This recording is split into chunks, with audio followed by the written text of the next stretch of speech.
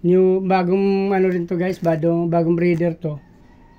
Nagbubuntis na yan, malapit na rin yan. Maka-breed na rin tayo dyan. Ayan.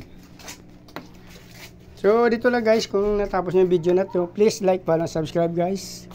Sama nyo notification bell para updated kayo sa video na ina-upload natin araw-araw guys.